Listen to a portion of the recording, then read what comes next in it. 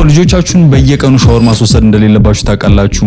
እና በሳምንት ምን ያህል ጊዜ ሻወር መውሰድ አለባቸው? በተጨማሪ ሻወር መውሰድ የሌለባቸው 3 ህፃናት እነማን ናቸው? ከዚህ ተጨማሪ ደግሞ ህፃናት ሻወር እንዴት መውሰድ አለባቸው? መቼ መጀመር አለባችሁ? እንዴት መጀመር አለባችሁ? የሚሉት ሁሉንም ነገሮች በዚህ ቪዲዮ ስለምነግራችሁ አብዛኞቹ ወላጆች ላያውቁት ስለሚችሉ ይሄንን ቪዲዮ ሼር፣ ኮፒ ሊንክ፣ ሪፖስት ያደርጋችሁ። ቤተሰብ ካልሆናችሁ ደግሞ ፎሎ ማድረጋችሁ እንዳትረሱ።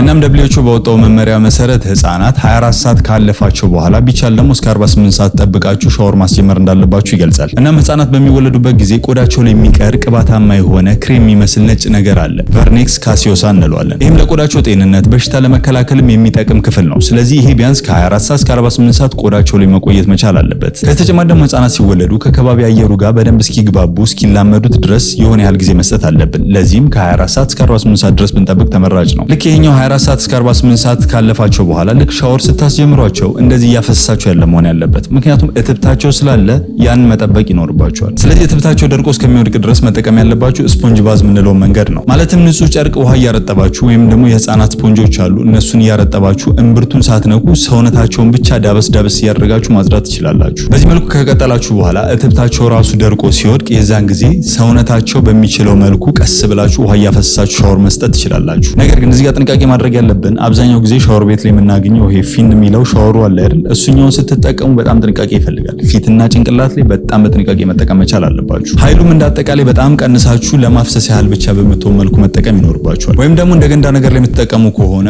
ውሃውን በጣም ጥንቃቄ ማድረግ ያለባችሁ ነገር መሙላት ያለባችሁ መቀመጥ በሚችሉበት ደረጃ ነው። ህፃናቱን ከአደጋ ለመጠበቅ ሙልት ማድረግ የለባችሁ። እዚህ ጋር ጥንቃቄ ማድረግ አለባችሁ። ሌላኛው ደግሞ ልብ ማለት ያለባችሁ የውሃው ሙቀት ምን ያህል ነው የሚለውን ነገር መለካት መቻል አለባችሁ። ኖርማሊ መጠቀም ያለባችሁ ውሃ ለብ ያለ በሰውነት ሙቀት ልክ መሆን መቻል አለበት። በጣም መቀዝቀዝ የለበትም። በተጨማሪ ደግሞ በጣም መጋል የለበትም። ይሄኛውን ለማረጋገጥ ቴርሞሜትር የምትጠቀሙ ከሆነ ከ37 እስከ 38 ዲግሪ ሴልሺየስ ባለው ደረጃ ውስጥ መጠቀም ትችላላችሁ። ወይም ደግሞ በእጃችሁ ቼክ ማድረግ የምትፈልጉ ከሆነ በክንዳችሁ እየነካችሁ ካልሆነ ደግሞ በውስጠኛው የእጃችሁ ክፍል ላይ እያፈሰሳችሁ ሙቀቱ መጠነኛ መሆኑንና እናንተን የማያቃጥል መሆኑን በደንብ ቼክ ማድረግ ትችላላችሁ። ታዲያ እንደዚህ ስታጥቡ 3 ጥንቃቄ ማድረግ ያሉባችሁ ነገሮች ልንገራችሁ። የምትጠቀሙት ሳሙና ለህፃናት የተዘጋጁ ጠረን የሌላቸው መሆናቸውን በደንብ ቼክ ማድረግ ይኖርባችኋል። ከዚህ ተጨማሪ ደግሞ ለአዋቂዎች የምንጠቀማቸውን ሻምፖዎች በፍጹም መጠቀም የለባችሁም። ሁለተኛው በምታጥቡበት ሰዓት ጭንቅላታቸውና አንገታቸውን በደንብ መደገፍ መቻል አለባችሁ። ሶስተኛው በውሃ ስታለቀልቋቸው ፊታቸው ላይ እንዳትረጩ፣ ጆሮአቸው ላይ እንዳትረጩ። ከዚህ ተጨማሪ ደግሞ ብልታቸው አካባቢ ላይ ጥንቃቄ ይፈልጋል እንዳትረጩ። ታዲያ አንድ ሻወር ቆይታው ምን ያህል መሆን መቻል አለበት ለሚለው ደግሞ ከ5 እስከ 10 ደቂቃ ካጠባቸዋቸው በጣም በቂ ነው። ከዛም የአብዛኞቻችሁ ጥያቄ ሊሆን የሚችለው በሳምንት ታዲያ ምን ያህል ጊዜ ማጠብ አለብን ለሚለው ደግሞ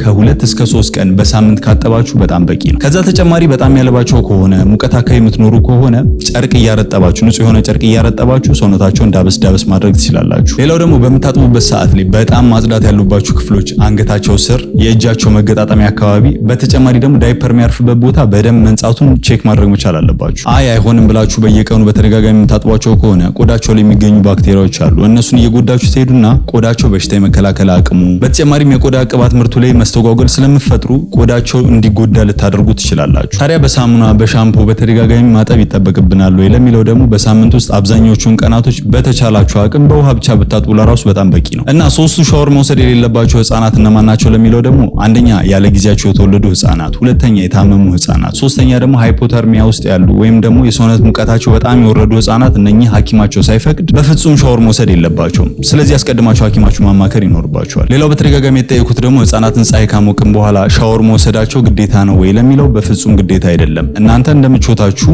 ብትችሉ በጣም ያልባቸው ከሆነ ስፖንጅ ወይም ደግሞ ንጹህ የሆነ ጨርቅ ተጠቀሙና ውሃ እያረጠባችሁ ሰውነታቸውን አበሳበስ ማድረግ ትችላላችሁ። እናም ልጆቻችሁን በየቀኑ ሻወር ማስወሰዱ ከጥቅሙ ጉዳቱ ስለሚያመዝን በተቻላችሁ አቅም በሳምንት ቢያንስ ከ2 እስከ 3 ጊዜ ብቻ የምታጥቡ ከሆነ በቂ ነው። ተጨማሪ ጥያቄ ካላችሁ እንደተለመደው ኮሜንት ላይ ጻፉልኝ። ቤተሰብ እንድንሆን ደግሞ ፎሎ ማድረጋችሁ እንዳትረሱ።